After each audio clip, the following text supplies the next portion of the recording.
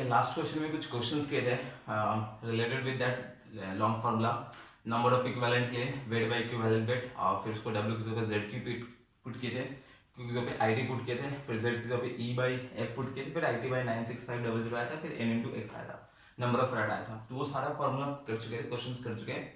अब इस वीडियो में एक सेकेंड लॉ से रिलेटेड क्वेश्चंस करेंगे, जो फैराडेज का सेकेंड लॉ था उससे रिलेटेड क्वेश्चंस करेंगे। तो कॉमन क्वेश्चन है, एनसीईआरटी में दिया हुआ, this is the question number I think 3.16 exercise question है, क्वेश्चन नंबर 3.16, ठीक है 3.16 एक्सरसाइज क्वेश्चन है। ओल्ड एडिशन बुक होगा उसमें पेज नंबर 92 है, न्यू एडिशन बुक है जो एनसीईआरटी उसमें 2-3 पेज आगे पीछे है। ओके, क्वेश्चन में क्या था, बोला क्या 3 कंटेनर है A B C, this one is A B C, connected in series connection है, ये सीरीज कनेक्शन है। ओके, ये सीरीज कनेक्शन है। अच्छा, अब इसमें बोल दिया जो सेल बी है इसमें AgNO3 है, और एक में बोल दिया ZnSO4 है, और एक में बोल दिया कॉपर सल्फेट है, ऐसे है, ये 3 बोल दिया था। तो ये एक ZnSO4 है और एक में AgNO3 है सेल बी में, और सेल सी में जो है electrolyte it is copper sulphate है, ये पोर्शन है। Wait of silver during this electrolysis, ये इलेक्ट्रोलाइसिस हुआ using a current of 1.5 ampere, using current of 1.5 ampere का करंट यूज करके इस इलेक्ट्रोलाइसिस को प्रोसेस को किया। एंड नोटिस क्या किया, weight of silver deposited 1.4 gram, ठीक है, at cathode in the container B, ये नहीं, weight of silver deposited at cathode in the container B is 1.45 gram. तो दो पोर्शन कैलकुलेट करना, first portion we have to calculate, 2-3 portion निकालना था, W weight of Zn deposited, second we have to calculate weight of copper deposited, and the last we have to calculate is time of electrolysis, what is the time of electrolysis. Okay, तो this was the complete question. फिर से एक बार question बोल रहा हूं, question क्या था, 3 cells A B C, 3 cells A B C are connected in series connection, are connected in series, okay, cell A ZnSO4 है, सेल बी में AgNO3 है, एंड सेल सी में कॉपर सल्फेट सॉल्यूशन रखा हुआ है। Okay, and steady current of 1.5 ampere passes through the cells. Okay, and electrolysis होने की वजह से weight of silver deposited at cathode in this container B is 1.45 gram. Then we have to calculate what is the mass of zinc deposited in container A at cathode, and what is the mass of copper deposited at cathode in container C, and also we have to calculate the time of electrolysis. Okay, also we have to calculate the time of electrolysis. ठीक, तो अब इसको solve करते हैं। This was the whole question.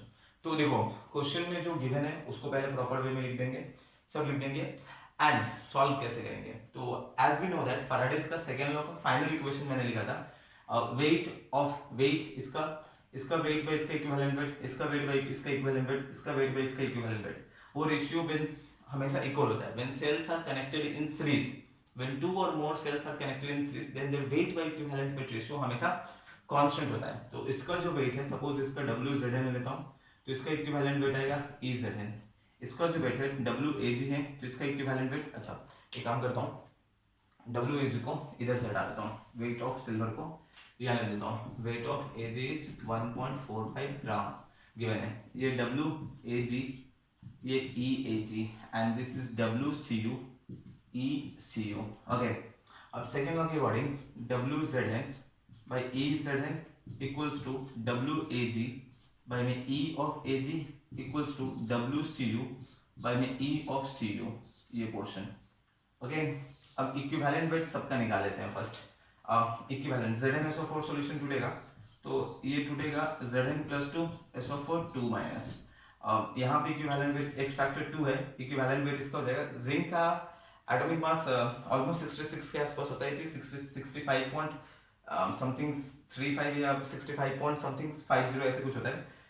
Assume it to be 66, इसको 66 assume कर लेते हैं, या फिर ठीक है उसको 65 पॉइंट करके ही बना दो, 65 पॉइंट, ठीक है, ये पोर्शन आएगा E of Zn के लिए इट इज 65 कर लो उसको, 65/2 ये पोर्शन, इसको सॉल्व कर देना। इन द सेम मैनर ये पोर्शन हो गया, इन द सेम मैनर अगर AgNO3 को ब्रेक करेंगे तो ये टूटता है Ag प्लस और NO3 माइनस 1, एक्स फैक्टर यहाँ पे 1 है, this is the x factor 1, and equivalent mass of silver is 108 atomic mass होता है by 1। Okay, in the same manner अगर हम देखें उसी तरह से अगर हम कैलकुलेट कर देते हैं, if we calculate these are the atomic masses equivalent weight, इसको मैं थोड़ा रेड से अंडरलाइन कर देता हूँ, ये पोर्शन ये portion. In the same manner अगर कॉपर के लिए निकाल देंगे इक्विवेलेंट, कॉपर सल्फेट सॉल्यूशन जो था लास्ट में उसको जोड़ेंगे तो इट इज Cu+2 SO4 2-, तो यहाँ पे जो इक्विवेलेंट मास आएगा Cu का 63.5 होता है, 63.5। ओके, तो एटॉमिक मास होता है 63.5/2 हो जाएगा। यहाँ से निकाल देंगे इक्विवेलेंट वेट ऑफ कॉपर, यहाँ से निकाल दें इक्विवेलेंट वेट ऑफ कॉपर। अब ये निकल चुका है। अब देखो वेट ऑफ जिंक निकालना है, we already know the weight of silver deposited, ये इक्वल होता है फ्रॉम सेकंड लॉ, ये सेकंड लॉ हम जानते हैं, Faraday's second law of electrolysis में मैंने इसको बताया था। तो इन दोनों को अभी इक्वेट कर दो, इस पोर्शन को, क्योंकि ये पता है, ये पता है, ये पता है, ये अननोन है। तो equate weight by of zinc by में मास ऑफ जिंक बाय में equivalent weight of zinc equals to mass of silver by में इक्विवेलेंट वेट ऑफ सिल्वर, इसके साथ इक्वेट कर दो। तो फर्स्ट आ जाएगा WZN बाय में E of ZN equals to WAG by में E ऑफ AG। तो यहाँ से WZN equals to WAG by में E of AG into E of ZN। तो ये पोर्शन आ गया, एक आ जाएगा यहाँ से आंसर। सब पता है, WAG पता है 1.45 ग्राम, E ऑफ AG इज 108 होता है and E of ZN is 63.65.5/2, 65/2 है। इसको सॉल्व कर लेंगे। This is the first, you will get the first one. To calculate the weight of the copper, weight of the copper निकालने के लिए you just calculate these two values, इन दोनों को equate कर देंगे। अच्छा, इसको निकालने के लिए हम weight by copper, weight of copper by equivalent of copper, हम also इक्वेट कर सकते हैं weight of zinc by equivalent of zinc, इसके साथ भी इक्वेट कर सकते हैं। लेकिन प्रॉब्लम क्या है, यहाँ से तो वैल्यू निकाल लोगे, लेकिन ऐसा मत किया करना। क्यों? निकालोगे तो आएगा आंसर, सेम आंसर, लेकिन मत किया करना। क्यों? जो क्वेश्चन में गिवन है ना उसी के साथ इक्वेट किया करो। क्यों? पता है, अगर सपोज बाय मिस्टेक तुम्हारे यहाँ पे ये सब निकाले वेट ऑफ इसके साथ इक्वेट किए, सपोज इसको इसके साथ इक्वेट किए, ओके, तो क्या हो सकता है कि अगर तुम्हारे इसमें इसका कैलकुलेशंस करने में थोड़ा मिस्टेक हो गया है, थोड़ा कैलकुलेशंस करने में मिस्टेक होगा, तो ये भी क्या आएगा, रॉन्ग आएगा। तो always equate with those values which are given in the question. Suppose अगर ये तुम्हारा मिस्टेक भी आया होगा, कैलकुलेशन मिस्टेक हो गया, अगर हम इसके साथ कैलकुलेट करेंगे तो ये तो गिवन है, ठीक है, तो ये अगर एक ये तो सही आ जाएगा ना, एक रॉन्ग हो जाएगा तो एटलीस्ट दूसरा वाला तो सही आएगा। अगर यहाँ पे कैलकुलेशन मिस्टेक हो गया तो ट्राई टू बी कि कैलकुलेशन भी पूरा सही हो। तो हमेशा इक्वेट किया करो with the given values which are given in the questions. Okay, इसके साथ इक्वेट करते हैं सेकंड वन, तो ये पोर्शन हो जाएगा W ऑफ AG बाय में E of AG equals to W of CU by में E ऑफ CU। इस फॉर्मूला में पुट कर देंगे। अब वैल्यूज क्या पता है, ये वैल्यूज पता है, ये वैल्यूज पता है, ये वैल्यूज पता है, ये वैल्यू कैलकुलेट करना है, निकल जाएगा यहाँ से। ओके, अब हो गया टाइम, थर्ड बीट में टाइम ऑफ इलेक्ट्रोलाइसिस। तो जो मैंने लंबा वाला फॉर्मूला, एक लंबा सा फॉर्मूला लिखा था, उसमें एक फॉर्मूला था W/E equals to IT by 96500। Okay, ये फॉर्मूला था 96500। आई पता है, टी निकालना है, ये तो पता है, इक्विवेलेंट बट वेट। अब क्या करो, वेट तो सबका पता हो गया, you can get the weight of zinc, यहाँ पे you can put the weight of equivalent mass of zinc.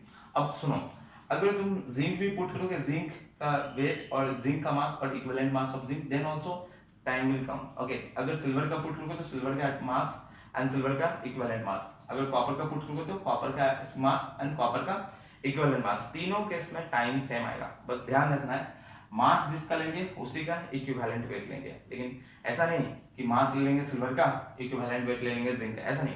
अगर तुम्हें यहाँ पे मास लेना है जिंक का तो इक्विवेलेंट वेट भी जिंक का लो, यहाँ पे मास लेना है सिल्वर का तो इक्विवेलेंट वेट भी, इक्विवेलेंट मास भी सिल्वर का, यहाँ पे मास लेना है कॉपर का तो यहाँ पे इक्विवेलेंट मास भी कॉपर का लो। और आई तो दिया हुआ, आई इज 1.5 एम्पियर, तो यहाँ से आ जाएगा। टाइम जो आएगा that will come in second, time जो आएगा वो सेकंड में आएगा। लेकिन I will refer you to go with the mass of the इसके साथ, सिल्वर के साथ, because it is already given in the question. तो जो क्वेश्चन में है वो तो हमारा वो तो परफेक्ट होगा ना, क्योंकि अगर सपोज यहाँ पे कैलकुलेशन मिस्टेक होगा, यहाँ पे कैलकुलेशन मिस्टेक होगा तो टाइम भी क्या आ जाएगा, रॉन्ग आ जाएगा। और ये सब क्वेश्चन 3 मार्क्स का होता है, दिस क्वेश्चन ऑफ 3 मार्क्स, तो इसके हर बिट के लिए 1 मार्क्स है, तो यहाँ पे हमारा टाइम का एटलीस्ट सही आएगा। तो मैं जो बोलूंगा, मैं जो बोल रहा हूँ, हमेशा ट्राई करो कि वही वैल्यूज पुट किया करो जो क्वेश्चन में गिवन है। WAG बाय में E ऑफ क्या, AG इंटू आई इंटू टी बाय में 96500, सारा वैल्यू दिया हुआ है। WAG दिया हुआ है, वेट ऑफ सिल्वर इज 1.45 ग्राम दिया हुआ है, इक्विवेलेंट वेट हम निकाल चुके हैं 108/1 है। इन टर्म्स ऑफ आई दिया हुआ है, instead of I 1.5 ampere, time जो आएगा that will come in second. ठीक है, तो इसको बना देना। This is the exact same question, I think 3.16 exercise question है। तो इतना कंप्लीट करो, फिर नेक्स्ट वीडियो में मिलते हैं। Thank you.